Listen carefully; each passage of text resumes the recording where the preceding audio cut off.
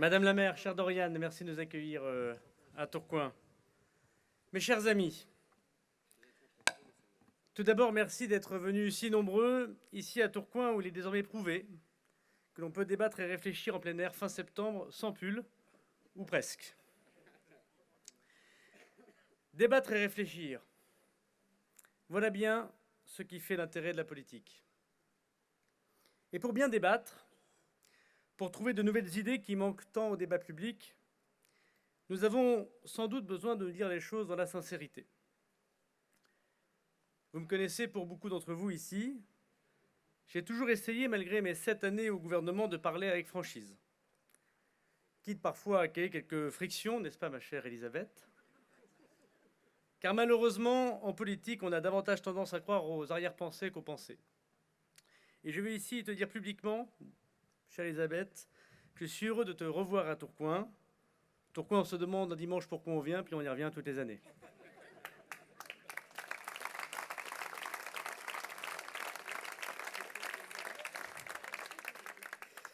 Et c'est pourtant sans arrière-pensée, mes chers amis, que nous nous sommes retrouvés l'année dernière pour échanger et faire le constat de notre difficulté collective à parler à tous les citoyens. Vu les résultats des dernières élections, nous pouvons dire sans trop nous tromper que notre diagnostic, quoique peu entendu, n'était pas exagérément pessimiste. Mais maintenant que la parole est totalement libre, maintenant que ma parole est totalement libre, maintenant que nous sommes quelques-uns à n'avoir de solidarité qu'avec nos convictions et nos électeurs, notre devoir est d'utiliser ce temps de liberté pour écrire, pour réfléchir, pour bousculer parfois, pour assembler de la manière la plus large possible, comme je crois c'est le cas aujourd'hui, et pour construire l'avenir. Et pour construire l'avenir, donc, comme toute bonne relation, il faut se parler franchement. Le bloc central que nous représentons est en rupture avec les personnes modestes, les Français populaires, les travailleurs. 6% seulement des ouvriers et des employés ont voté pour nous aux élections européennes. Et elles sont bien rares, les circonscriptions populaires restées dans le giron de l'ex-majorité. Cette rupture sociologique doit nous interpeller profondément, car on ne peut pas faire de politique sans le peuple. Cela doit profondément réveiller notre conscience. Nous ne pouvons pas laisser les choses en l'état, laisser la France populaire nous ignorer, et nous-mêmes ignorer la France populaire. Notre responsabilité, notre immense responsabilité, est d'écrire pour l'avenir le récit social du bloc central que nous représentons. Comme tu l'as dit, Édouard, c'est bien sûr une responsabilité politique, car personne ne peut être élu sans le peuple, et encore moins gouverner sans lui. C'est aussi une responsabilité morale, car personne ne peut accepter le naufrage démocratique d'une France populaire qui se jette dans les bras de la démagogie communautaire des extrêmes, qui nous divise, laissant le petit blanc voter pour Le Pen et le petit beurre voter pour Gaza. C'est une responsabilité éthique. Être républicain, être français, c'est lutter pour l'émancipation de tous, le bien-être du plus grand nombre dans la citoyenneté et dans la République. Chers amis, je ne vais pas faire ici le diagnostic compliqué, abstrait que font certains analystes et commentateurs sur l'état du pays. Je veux faire un diagnostic à hauteur d'hommes et de femmes. La bataille, qu'on se le dise, est rationnelle et émotionnelle. Alors nous, qui avons eu l'honneur de nous présenter à leur suffrage, posons-nous la question de ce que nous ont dit les femmes et les hommes de France. Faisons notre introspection, tant on ne convoque pas par 2 fois le peuple souverain, impunément, pour faire comme si rien ne s'était passé. Que nous ont dit les Français? D'abord, ils m'ont dit, pendant ces élections, que le travail, en effet, ne paye plus. Bien sûr, la première des politiques sociales, c'est le retour à l'emploi, c'est la baisse du chômage. Et de ce point de vue, soyons fiers de ce que nous avons réalisé avec le président de la République. La baisse du chômage est la première marche vers le retour à la dignité des hommes et des femmes. Cette baisse du chômage a été rendue possible par une politique économique et fiscale auquel j'ai eu l'honneur de participer au premier rang comme ministre des Comptes publics, cher Édouard, sous ton autorité. Une baisse de charges importante, une baisse des impôts qui touchent nos entreprises, une baisse de l'impôt absurde qui touche le capital. Cette baisse des impôts qui a permis la baisse du chômage, qui a permis dans une ville de Tourcoing de passer de 18% de taux de chômage quand je suis devenu maire à 11% aujourd'hui. Ce sont des milliers de personnes dans une ville qui changent de vie. Ce sont des millions de personnes en France qui ont changé de vie grâce à la politique fiscale et économique que nous avons menée. En aucun cas, mes chers amis, nous devons revenir sur ces acquis.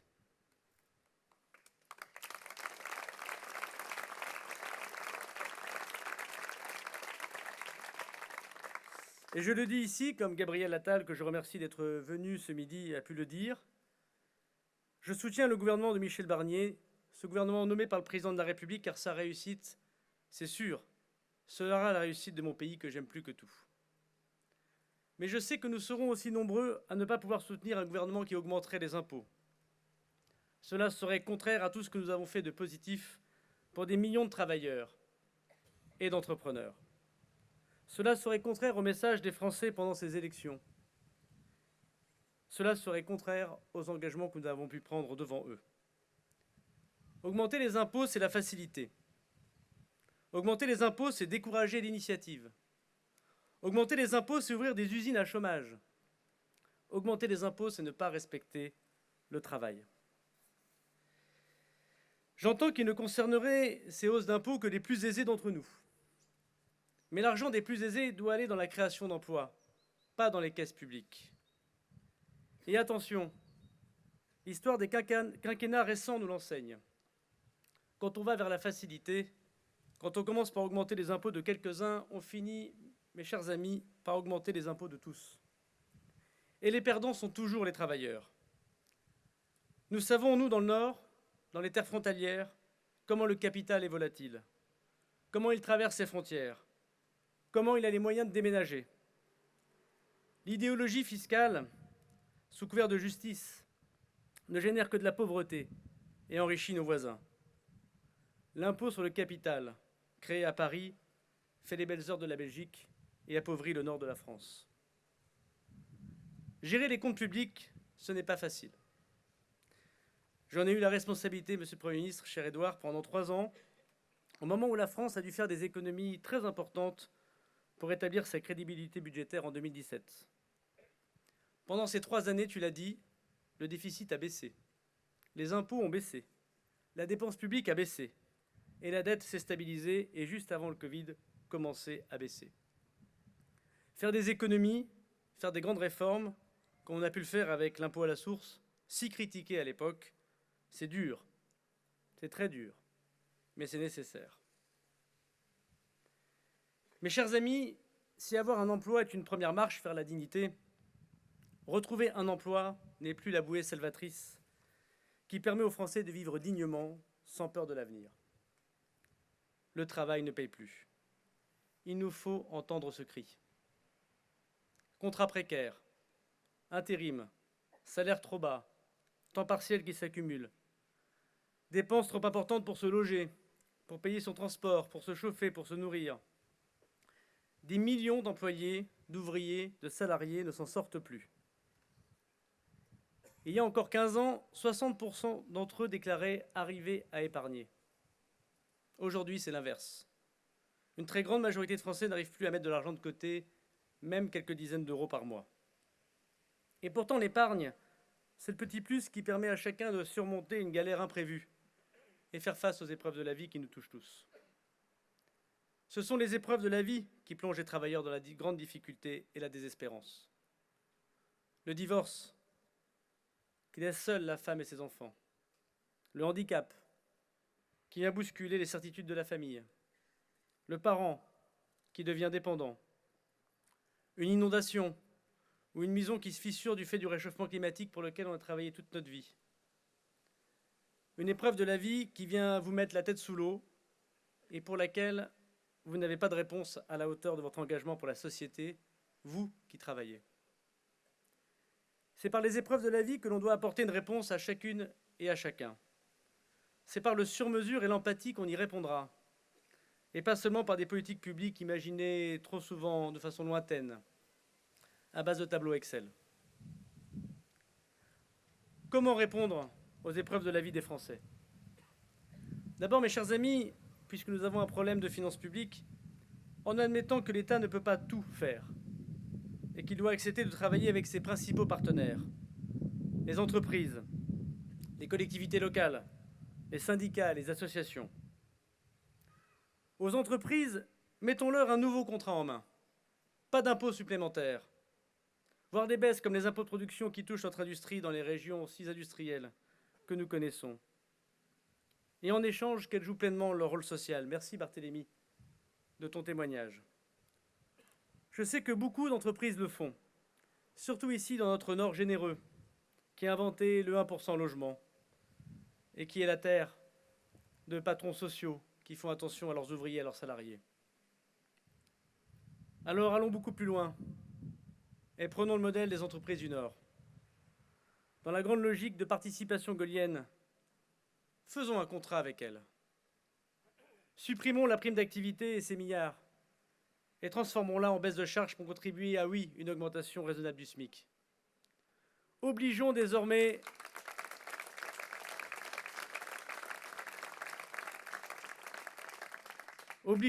partout l'actionnariat salarié et la participation pour tous, des actions gratuites. Défiscalisons, comme on l'a fait pour les heures supplémentaires, l'intéressement, celui qui permet aux salariés de comprendre qu'il a un intérêt à la marche de son entreprise. Faisons de l'entreprise le lieu où la question du handicap et de la dépendance puisse être en partie résolue. Mes chers amis, un salarié, un ouvrier qui a un enfant handicapé, qui ne trouve pas quelqu'un pour l'accompagner à l'école, qui a un parent, un époux, une épouse, qui connaît les épreuves de la vie, c'est un salarié qui ne donnera pas ce que l'entreprise attend d'elle. Le 1% handicap est peut-être à créer, comme on a créé le 1% logement, pour que chacun puisse être accompagné dans les difficultés de sa vie. Puisque nous n'arrivons pas à financer cette 5e branche qui est pourtant une grande avancée sociale pour les prochaines années, parce que, à mon âge, comme beaucoup ici, je serai dépendant quand j'aurai encore mes parents dépendants. Disons aux entreprises qu'elles ont, comme il y a un siècle dans le Nord, un intérêt au financement social, sans impôts supplémentaires, sans dépenses publiques supplémentaires.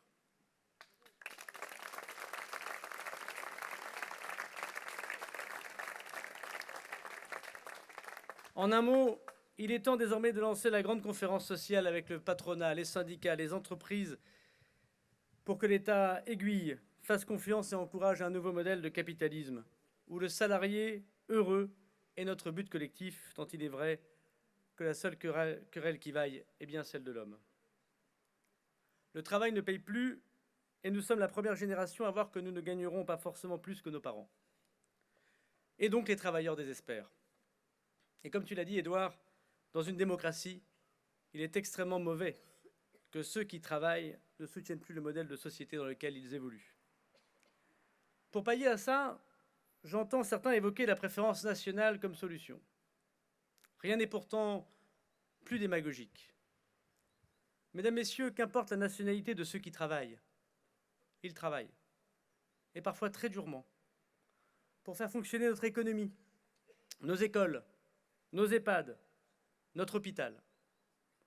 Et ce n'est pas ici, à Tourcoing, où Polonais, Italiens, Espagnols, Portugais, Asiatiques et Maghrébins se sont succédés dans le textile et dans l'imprimerie que l'on dira le contraire. Alors plutôt que de parler de préférence nationale, proposons plutôt la préférence aux travailleurs. Que ceux qui travaillent puissent avoir prioritairement accès au logement, aux places en crèche, aux aides pour les transports, et pour qu'enfin travailler, quelle que soit sa nationalité, soit reconnu par la société tout entière.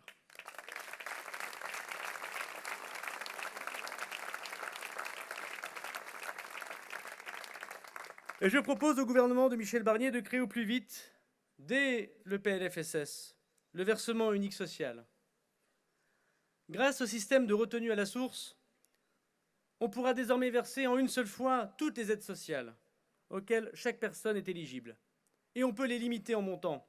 Je propose à 75% du SMIC, pour que plus jamais on n'entende que quelqu'un qui ne travaille pas, ça rapporte autant que l'effort de travailler.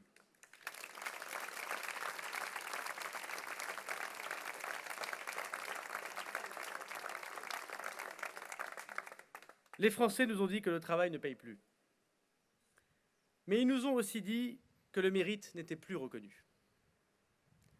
Mesdames, Messieurs, il y a quelque chose de cassé dans le royaume de la reconnaissance de l'effort qu'est la promesse républicaine. D'abord, les Français ont le sentiment terrible de ne pas être considérés en dépit d'être d'honnêtes citoyens, de respecter les règles. La facilité de la vie promise aux Français par les services publics efficaces a laissé la place à la lutte du quotidien. Et cette lutte, fatigue, désespère,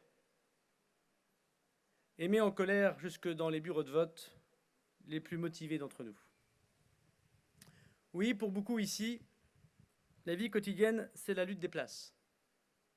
Lutter pour une place en crèche, lutter pour une place sur Parcoursup, lutter pour un logement, lutter pour un stage, un contrat d'alternance pour son fils, sa fille, lutter pour une place pour le proche handicapé, lutter pour une place en EHPAD, lutter pour une place pour un rendez-vous chez le médecin. Lutter, lutter, lutter. Et l'empathie a, semble-t-il, quitté nos politiques. Qui peut ici comprendre que nous exigeons tous les 3 ans un nouveau certificat médical pour assurer à la MDPH que son enfant est handicapé à vie? Pierre Mauroy écrivait qu'il avait voulu, lorsqu'il avait été nommé Premier ministre, remettre du bleu dans le ciel. Cela devait être le but de chaque politique. Et je vous propose que cela doit être notre but.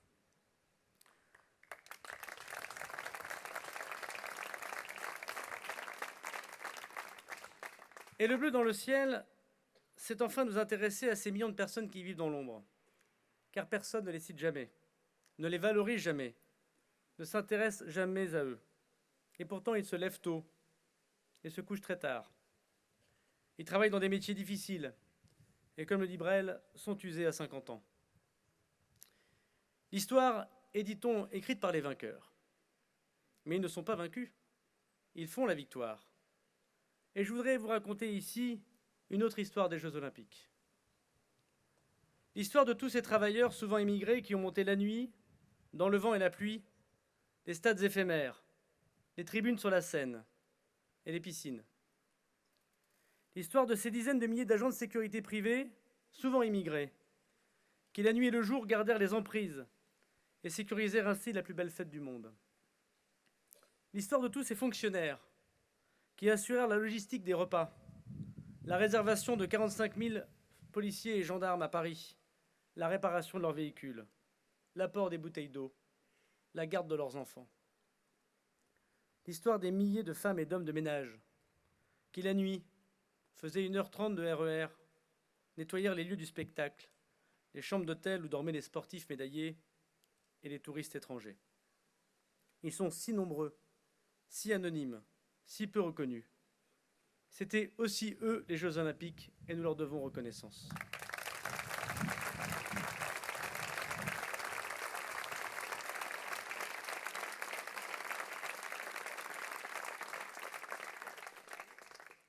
Comme ancien ministre de l'Intérieur, je suis bien placé pour dire qu'il y a des héros du quotidien qu'on ne connaît pas, des reconnaissances que l'on doit et qu'on ne cite jamais. Et ces reconnaissances, on le doit aussi à tous les aidants familiaux, à tous ceux qui travaillent dans nos EHPAD, aux caissiers, aux magasiniers, aux infirmiers et infirmières, à tous ceux que l'on ne cite jamais mais qui travaillent durement. Les sociologues les appellent les emplois du back-office. Ces 13 millions de travailleurs quotidiens qui remportent des Jeux Olympiques chaque jour dans l'anonymat.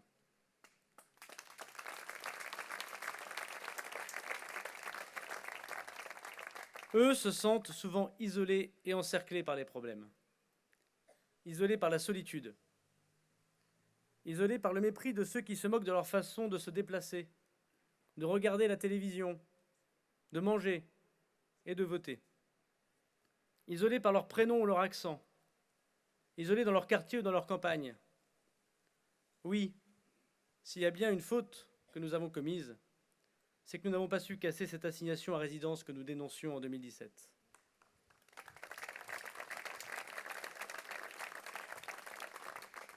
Mesdames, Messieurs, le rôle du bloc central que nous représentons est de prendre à bras-le-corps la lutte contre le déterminisme social, le poison qui nous touche, car il rend impossible d'espoir pour les familles de France et leurs enfants. Le déterminisme social, sans doute qui touche les 13 millions d'employés, d'ouvriers, de salariés que j'évoquais, qui touche de plein fouet les familles populaires. Aujourd'hui, malgré tout notre travail, le déterminisme social est là. Les enfants des familles aisées ont 3 fois plus de chances d'être des adultes aisés que les enfants du peuple des ouvriers et des salariés. La reproduction sociale, voilà l'ennemi de la République. Et ce déterminisme social est encore plus inacceptable parce qu'il se double de discrimination fondée sur la religion supposée, le prénom ou la couleur de peau. Ne pas voir que malgré tous nos efforts, nous avons encore en France de graves problèmes de discrimination, que tous les enfants de la République n'ont pas les mêmes chances quand ils envoient leur CV, quand ils demandent un stage ou un logement, c'est ne pas voir la réalité de notre pays.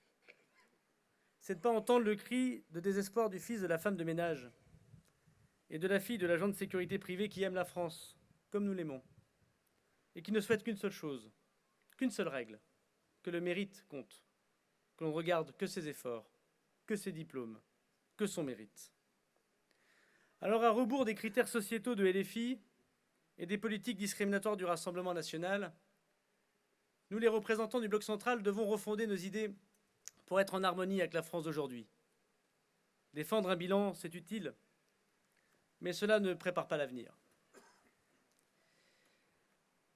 Comme petit-fils d'immigrés et comme beaucoup ici, je peux dire que la France est bonne mère, qu'elle a pour but de reconnaître et d'aimer chacun de ses enfants, qu'elle attend d'eux honnêteté, droiture et patriotisme, qu'elle est ferme, c'est vrai, sur ses valeurs, qui doivent être respectées, mais qu'elle est un trésor.